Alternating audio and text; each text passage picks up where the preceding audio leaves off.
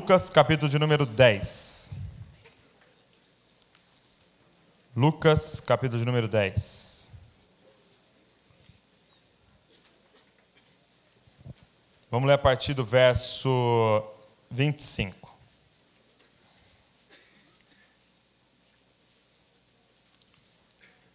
Lucas, capítulo 10. Vamos ler a partir do verso 25. Quem achou, diga, eu amo a Bíblia. Quem não achou, diga, eu também. Então acha, você ama a Bíblia e não acha Lucas, Vamos lá, Lucas 10, 25 diz assim, olha. Então, se levantou certo doutor da lei, que para colocá-lo à prova, Jesus, disse, mestre, que devo fazer para ter a vida eterna?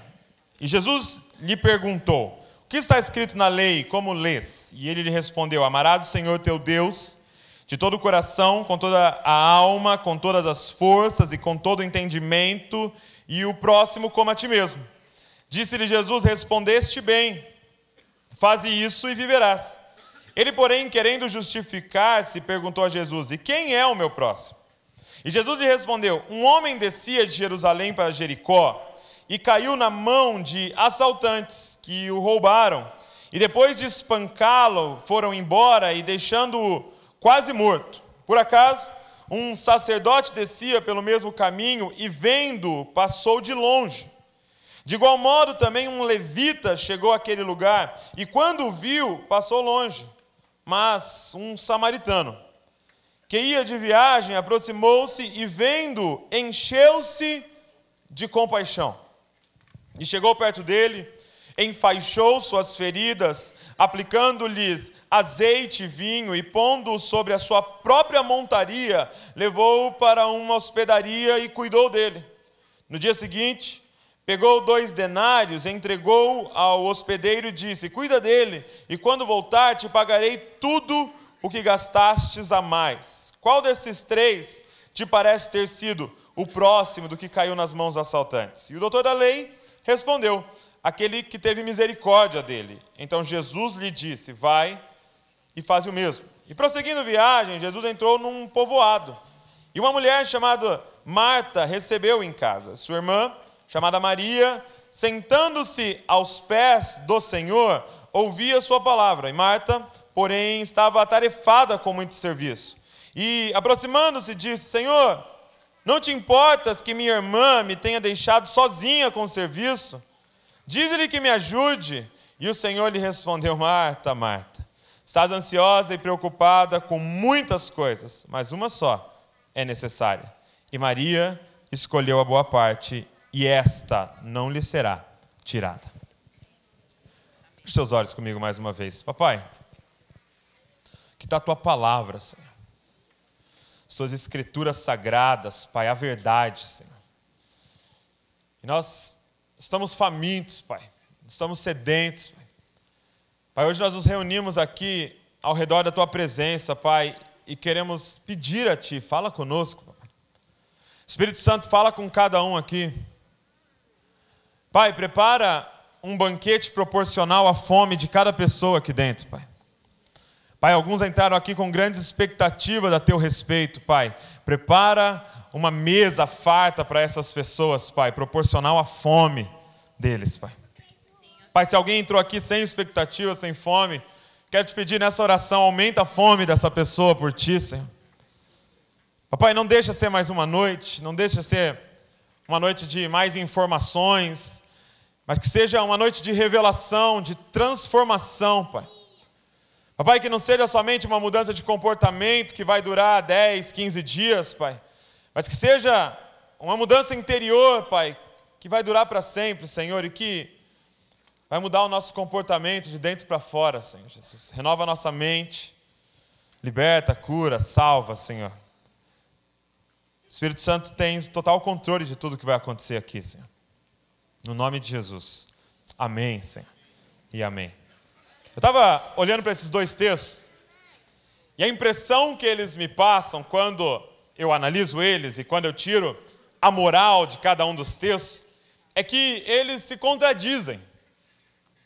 Porque imagina comigo que na sua igreja, se você congrega aqui ou aonde você congrega, imagina que o seu pastor estivesse fazendo uma série do livro de Lucas, e nesse domingo ele fosse ministrar sobre o bom samaritano, e no domingo seguinte ele ministraria então sobre Marta e Maria. E aí nesse primeiro domingo, diante desse texto do bom samaritano, aonde Jesus está respondendo, conta essa parábola para responder como é que ama o próximo, né, como a mim mesmo, ou quem é o meu próximo. Ele conta essa parábola desse bom samaritano que para ajudar esse rapaz. Não sei se você sabe, mas esse rapaz que estava caído no chão era um judeu, e aquele que ajudou era um samaritano, e o judeu odeia o samaritano. E aí quando eu olho para esse texto, eu entendo, peraí, Jesus está falando que eu preciso ajudar as pessoas, eu preciso amar as pessoas, mesmo se elas me odeiam.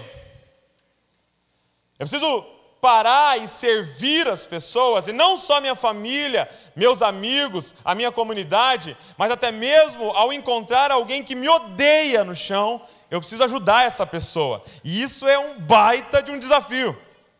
Então nós sairíamos do domingo com esse desafio. Eu preciso fazer alguma coisa. E o que assusta nesse texto é que a primeira pergunta desse homem é: mestre, o que eu preciso fazer para herdar a vida eterna? E a conclusão de Jesus meio que cara, você precisa amar todo mundo, até os seus inimigos, servi-los, gastar grana, tempo com eles. Você fala: que isso, Jesus? Pega leve, Jesus. Meu Deus, meus inimigos, você vai estar envolvido com a minha vida eterna, Jesus. E aí a gente sairia daqui no domingo, cara, disposto, vamos lá, vamos tentar. Vamos mandar mensagem no WhatsApp para meus inimigos, falando te amo, vamos dar um jeito.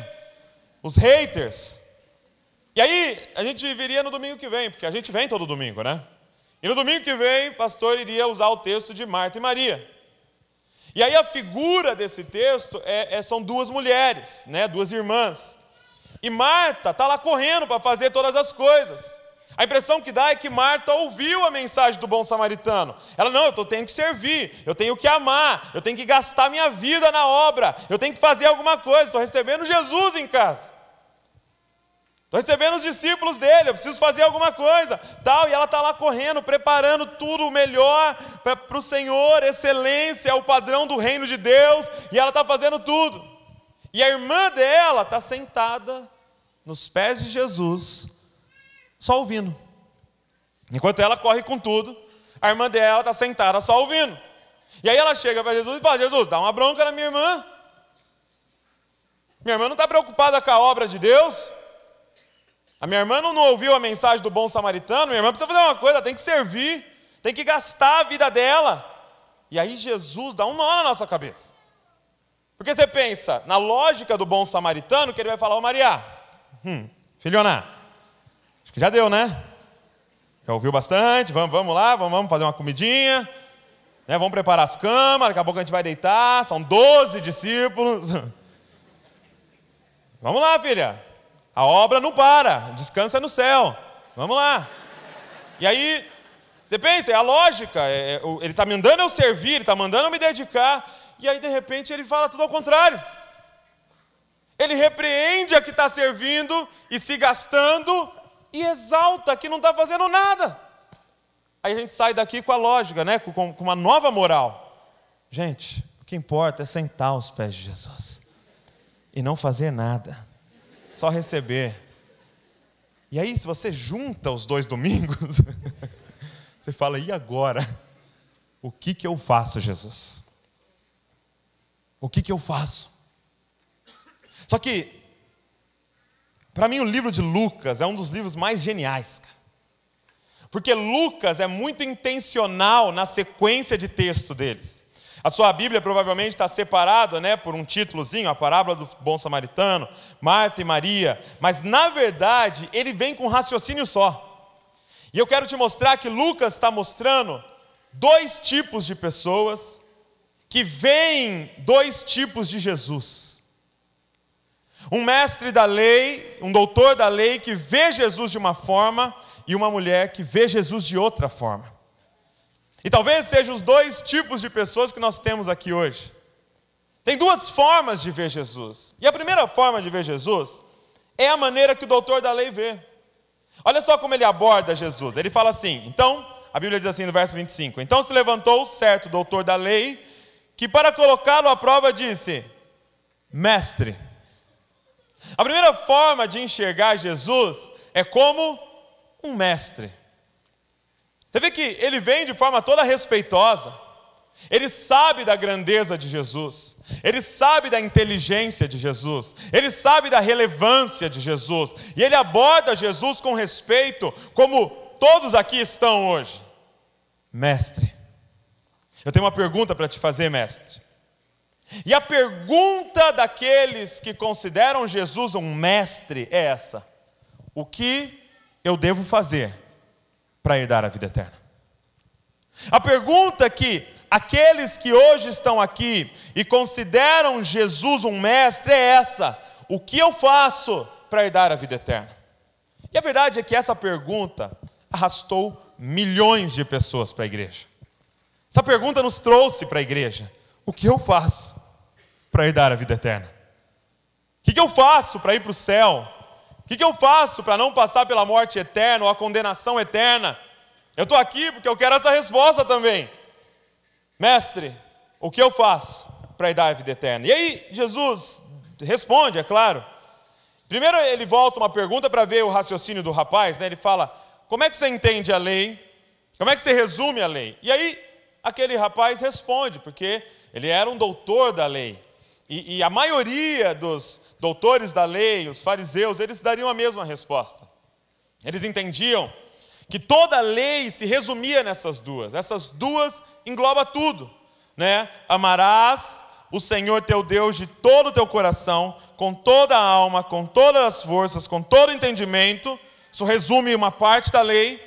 E o resto da lei, que uma parte da lei é vertical e o resto da lei é horizontal. Amarás o teu próximo como a ti mesmo. Se eu cumprir essas duas, estou cumprindo tudo. Se eu amar Deus acima de todas as coisas, eu vou fazer ídolos? Não. Se eu amar meu próximo como a mim mesmo, eu vou cobiçar a mulher do próximo? Não. Eu vou matar? Não. Eu vou mentir para ele? Não. Então, essas duas resumem tudo. E aí Jesus vira para ele e fala, poxa, meu, parabéns. Você fez o dever de casa direitinho, então faça isso e você vai ter a vida eterna. E aí, Lucas coloca assim, olha, ele, porém, querendo se justificar. Então o mestre da lei fala assim, mas peraí. É só eu cumprir essas duas que vai estar tudo certo? Então só me responde uma coisa. Quem que você considera que é o meu próximo? Porque se a minha salvação depende de eu amar meu próximo, quem que o Senhor fala que é meu próximo? Vamos fechar esse negócio aí, porque próximo é uma coisa muito ampla. Quem que é o meu próximo? E aí ele responde através de uma história, que era muito comum que Jesus fazia. E aí ele diz assim, olha, deixa eu contar uma história para você, para te falar quem é o seu próximo. Ele fala que um homem estava descendo de uma estrada que desce de Jerusalém para Jericó. Por que ele fala descendo? Porque era uma estrada, era mais ou menos 27 quilômetros de estrada. E era uma estrada que era uma descida, pois Jerusalém está a 900 metros do nível do mar e Jericó está a 300. Então era realmente uma descida e esse homem vinha descendo.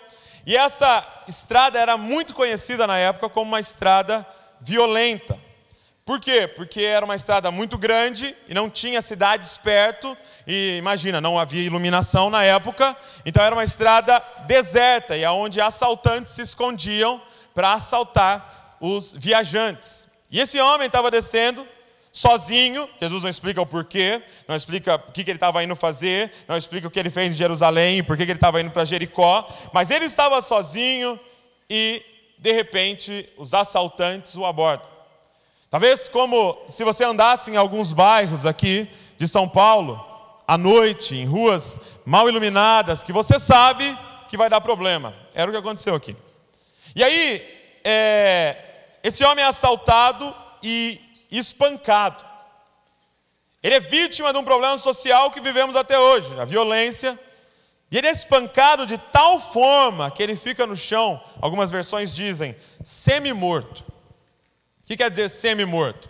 Ele estava de tal forma que você olhando assim, passando, não dava para saber se estava morto ou se estava vivo. Talvez a gente usaria a palavra desmaiado. Estava lá desmaiado. Roubaram tudo, inclusive as roupas dele. E ele está lá semi-morto. E de repente, vem 2 homens. O primeiro homem que passa é um sacerdote. Ele também está descendo de Jerusalém para Jericó. Eu li alguns comentários que diziam que era comum sacerdotes morarem em Jericó. E ele estava descendo para essa cidade, Jericó, e ele viu aquele homem. E a Bíblia diz que ele passa de largo. Ele dá a volta, ele troca de calçada. E o principal motivo desse homem ter passado de largo é o principal motivo que o levita também passa de largo. É porque os 2 trabalhavam no templo. Os 2 serviam no templo. E para servir no templo, eles não poderiam estar impuros. Então qual era o problema? Eles estavam andando, de repente você vê um cara caído, e a ênfase é que ele estava semi-morto, ou seja, eu olhando não dá para saber se está morto ou se está vivo. E se ele parasse para ajudar, e ao mexer no homem ele tivesse morto, ele estaria impuro por 7 dias, e não poderia servir no templo. É a mesma coisa do levita. Ele está descendo, e de repente ele vê aquela cena, ele fala, e agora? Se eu relar, eu não posso trabalhar no templo, então é melhor eu deixar aí e passar de largo. Então, na verdade, aqueles 2 não ajudaram aquele homem em nome de Deus. Em nome de Deus, porque Deus precisa do meu serviço lá no templo, eu não vou ajudar esse rapaz aí não, porque eu não posso ficar impuro. Quem é que vai fazer o meu turno lá no templo? Quem é que vai servir lá no templo? E é uma grande incoerência esse texto, é uma grande provocação de Jesus, por quê? Porque os sacerdotes eram responsáveis pela saúde pública. Esses homens eram líderes da nação, responsáveis pela saúde pública, e os levitas eram responsáveis pela distribuição de recursos aos pobres. A responsabilidade, eles existiam para cuidar dos necessitados. Agora, em nome da estrutura, eles deixam de fazer o porquê eles existiam. Eles esqueceram do texto de 1 Samuel que diz que é mais importante obedecer do que sacrificar. Cara. Eles esqueceram que para Deus importa muito mais aquele homem caído do que as cerimônias. Cara. E eles passam de largo. E aí de repente vem a maior provocação de Jesus. Ele diz que um viajante samaritano vem descendo. E por que é uma grande provocação? Porque aquele homem no chão era um judeu, como eu disse, e o que vem passando é um samaritano. E esses 2, gente, se odeiam, ou se odiavam. Então você tem noção, em João 8,48, os caras estão bravos com Jesus, e aí eles vão xingar Jesus. O povo está bravo com ele e tal, do que ele está falando, os caras não concordam, e aí eles vão xingar Jesus. Do que eles chamam Jesus?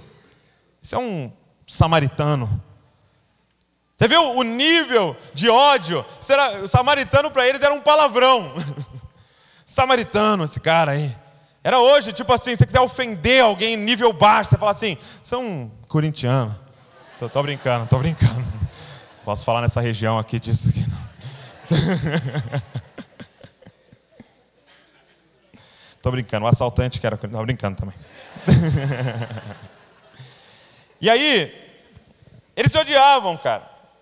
E aí Jesus diz assim, e o samaritano se aproxima dele, não está nem aí se está morto ou se está vivo.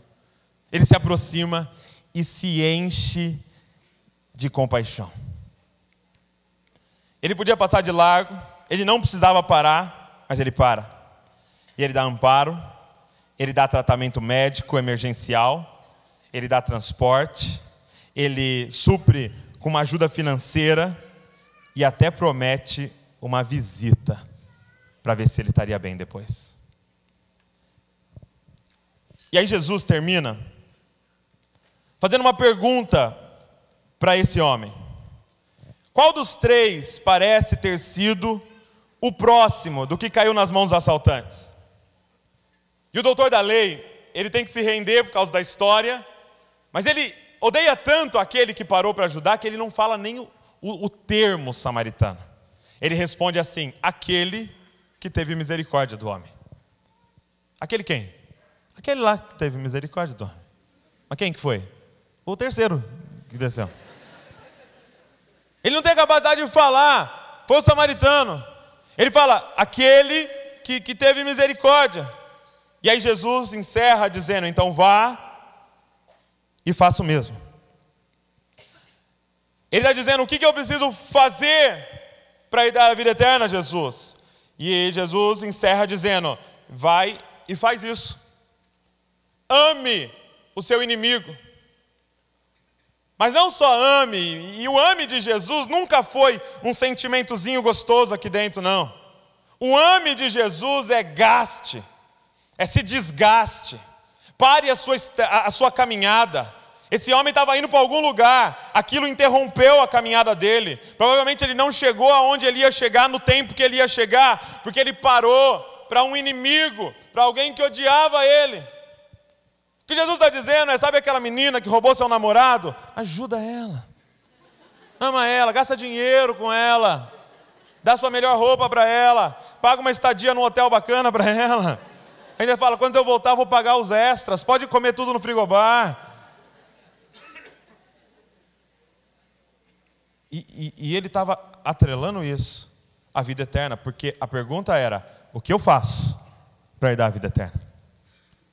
O que Jesus estava dizendo nesse texto, na verdade, a conclusão de Jesus foi: para herdar a vida eterna, você precisa obedecer à lei de Deus. Mas isso é impossível aos homens. O que Jesus estava expondo para esse doutor da lei é que para herdar a vida eterna, você precisa fazer o que a lei manda. Só que a lei, ela não para nos seus atos. A lei mira o seu coração, e o seu coração não consegue cumprir a lei de Deus. O que ele estava dizendo em conclusão para esse doutor da lei é que é impossível fazer o que a lei manda, e portanto é impossível através do fazer herdar a vida eterna. Doutor da lei, cumpre a lei. Só que a lei não está olhando só os seus atos, a lei está mirando o seu coração. E eu sei que no seu coração você odeia algumas pessoas, e você não tem controle sobre o teu coração. É como se eu falasse assim para você: pense em alguém que você odeia, alguém que você não gosta, não curte. Pense em alguém aí. Pensa agora aí. Não dá uma de santo, eu sei que tem, vai. Pense em alguém. Pensou aí? Todo mundo pensou? Então tá, no 1, 2, 3 eu quero que você passe a gostar dessa pessoa agora. 3. Pronto? Amém, glória a Deus. Amo agora eu amo, adoro ela. Agora ela é minha chegada. Tem controle sobre o seu coração? Você tem controle sobre essas suas emoções aí? Você tem controle sobre o que você sente? Você tem controle quando você olha no Instagram e fala: ah, meu Deus, é que falsa. Falciane, só eu sei que isso aqui é tudo mentira. Ela não come isso todo dia. Você tem controle para você falar assim: não, agora, amanhã eu vou olhar o Instagram e vou me encher de compaixão dela. Nós não temos controle. E Jesus está falando: só que se você não fizer com o coração, você não está cumprindo a lei. E se você não cumprir a lei, você não vai ter vida eterna. Então, mestre da lei, nós vamos ter que arrumar um outro jeito. Porque se você continuar vindo a mim, pensando que eu sou um mestre que vai te dar umas regras para você obedecer, você não tem capacidade de obedecer às regras que eu tenho para você. Então, se nós continuarmos a abordar Jesus como um mestre, que a gente pergunta: mestre, o que eu tenho que fazer? Ele está dizendo: o que eu vou dar para vocês fazerem, vocês não conseguem fazer. Não vai funcionar. Porque o que você tem que entender, os que veem a Jesus como um mestre se resumem na pergunta: o que fazer? Mas para herdar a vida eterna, você não tem que fazer, você tem que ser. O que Jesus termina dizendo é: não importa o que você vai fazer, eu quero saber quem é você. Quem é você no seu coração. Porque é o que você é que garante que você vai herdar a vida eterna, não o que você faz. Então, se você continuar vindo a mim como um mestre que vai te passar uma lista de regras, não vai funcionar. E aí ele entra na segunda história. Ele fala, agora tem uma segunda forma de enxergar Jesus. E aí ele diz que prosseguindo viagem, Jesus entra então nesse povoado e vai para a casa de uma mulher chamada Marta. Ela era a dona da casa, então provavelmente ela era a mais velha, a mais velha irmã entre mais dois irmãos, que eram Lázaro e Maria. Depois você conhece, Lázaro morre, Jesus o ressuscita. E aí ele vai se hospedar nessa casa. E você entende, como eu disse, a correria de Marta. Porque, Jesus ia no mínimo com mais 12. E às vezes era mais gente do que 12.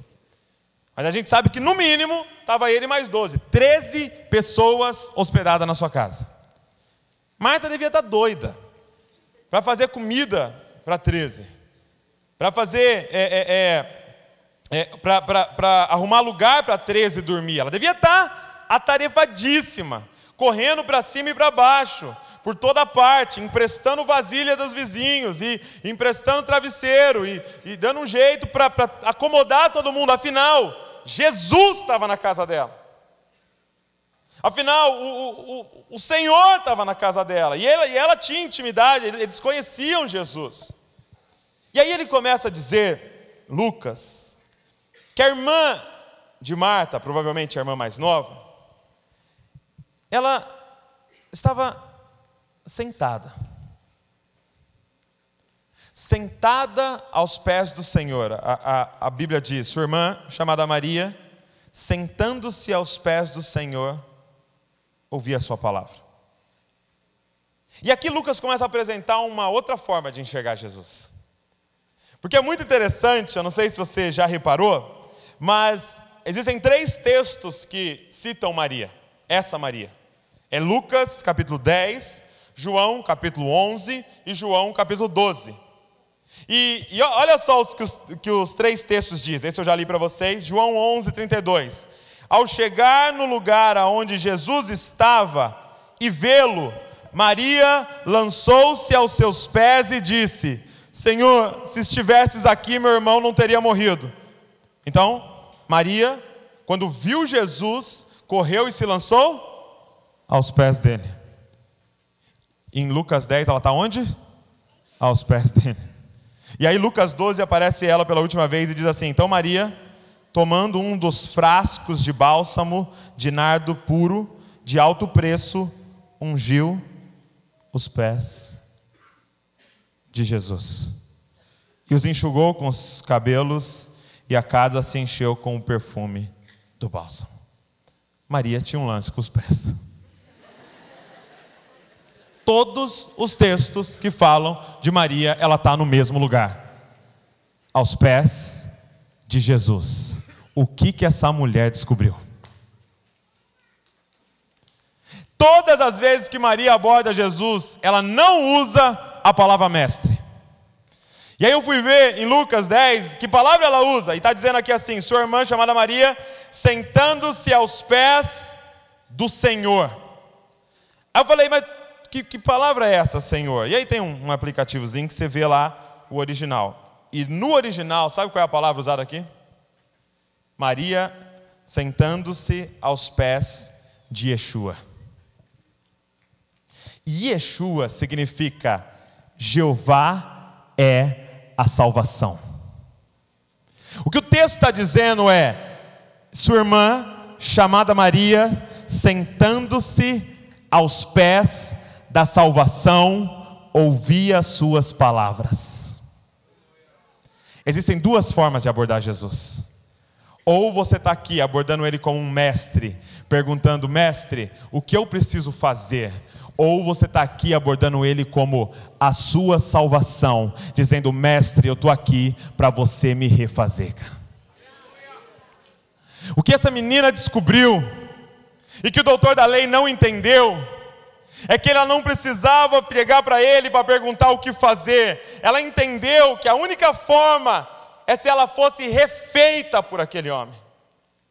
Ela entendeu o que o mestre não conseguiu entender, que a salvação não está em fazer algo que Jesus diria.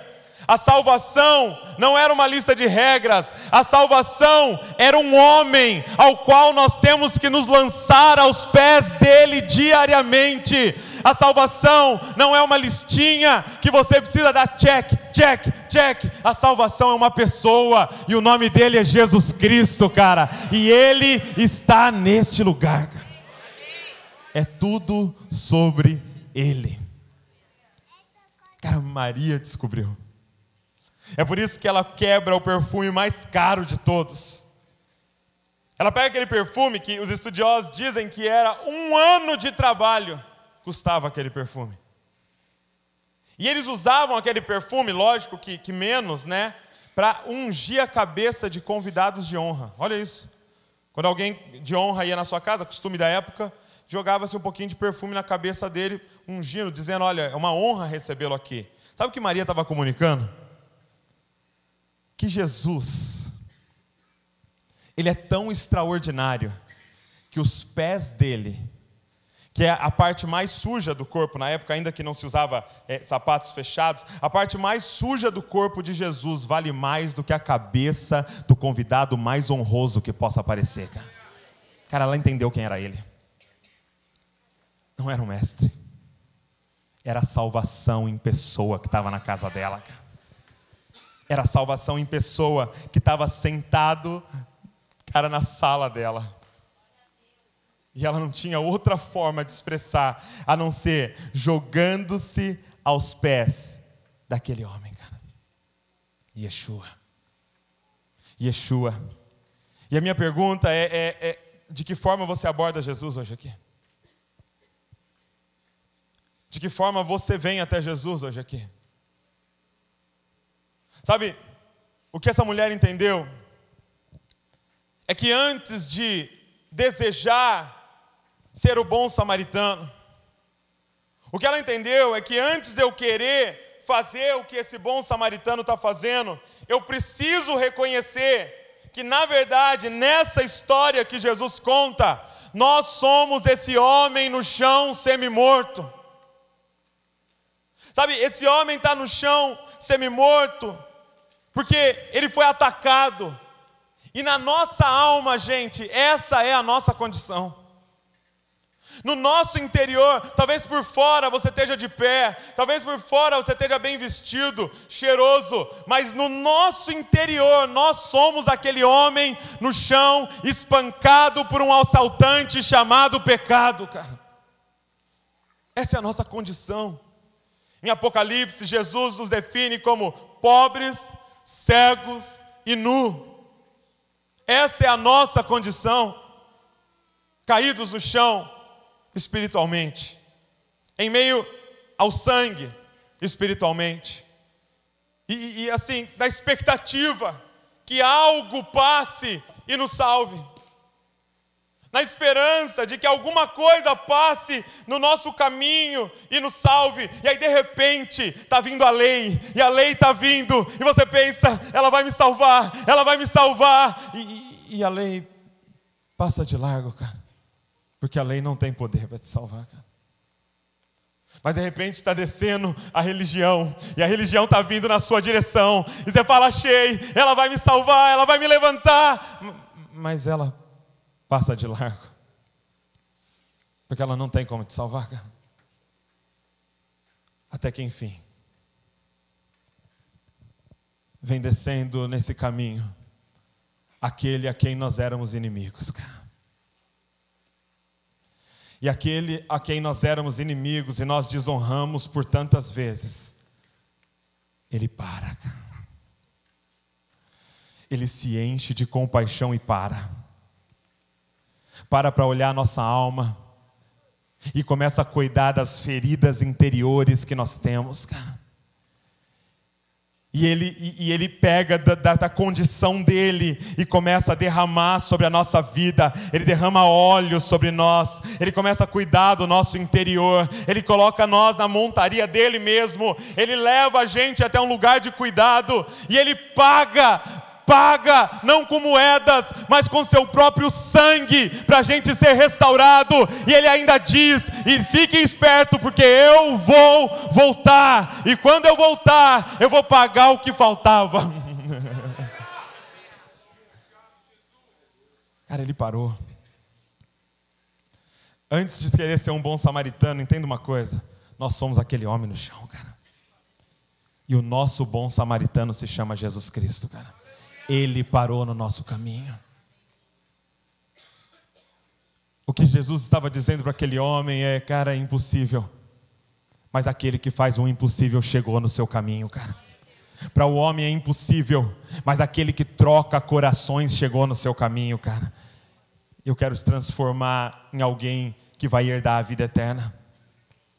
É lógico que depois que você tem um encontro com o bom samaritano, Jesus, e ele te restaura de graça, por graça e misericórdia, e você sai daquela hospedaria agora restaurado, e quando você encontra alguém no caminho, o que fazer?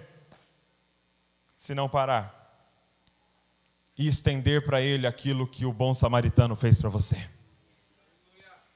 É lógico que é óbvio, quando você encontra alguém no caminho precisando de uma ajuda, e é lógico que você é generoso, por quê? Porque ele foi generoso com você.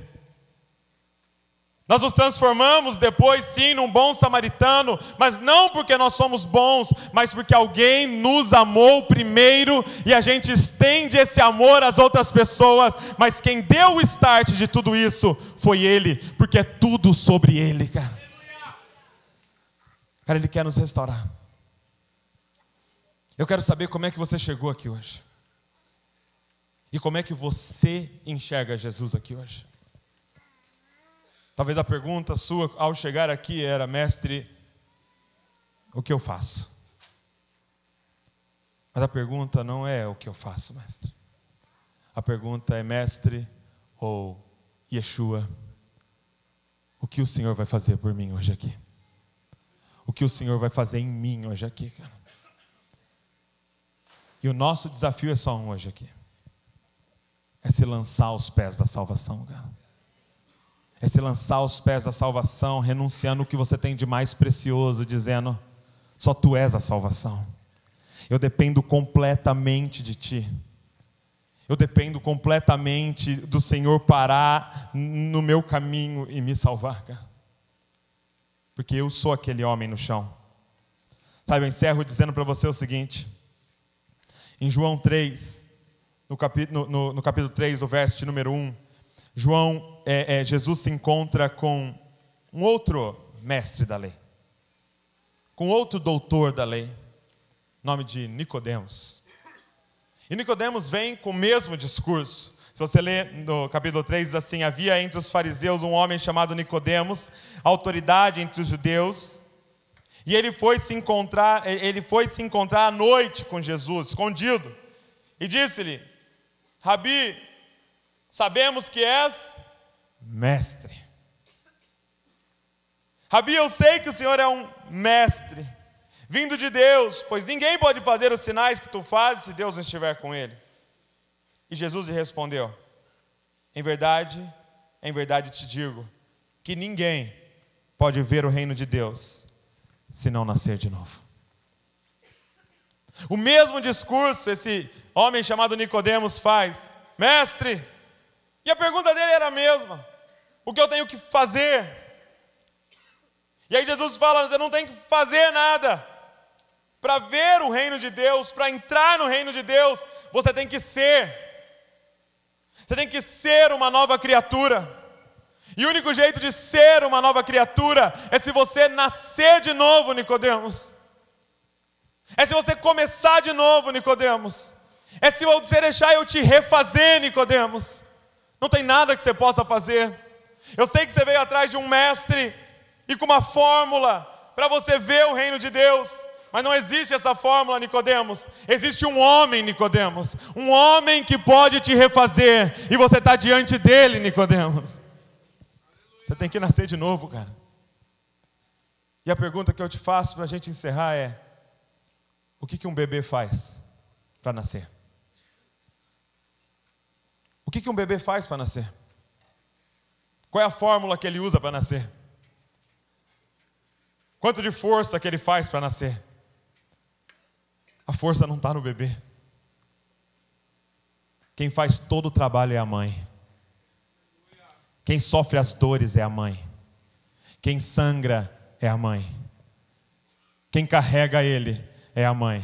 Quem sustenta ele é a mãe. Quem alimenta ele é a mãe. E eu vim te dizer, cara, que se você quer nascer de novo, você precisa compreender que não é a teu respeito. Você é só um bebê que não pode fazer nada. É tudo sobre ele, cara. Foi ele que teve as dores. Foi ele que sangrou, cara. Foi ele que pagou um preço. É ele que vai te carregar. É ele que vai te sustentar. É ele que vai te alimentar. Porque é tudo sobre ele. O nosso papel é somente se jogar aos pés dele. Porque para você nascer de novo, você vai ter que deixar o sacrifício de Jesus, cara, te refazer, cara. Se coloque de pé no seu lugar. Eu quero orar junto com você.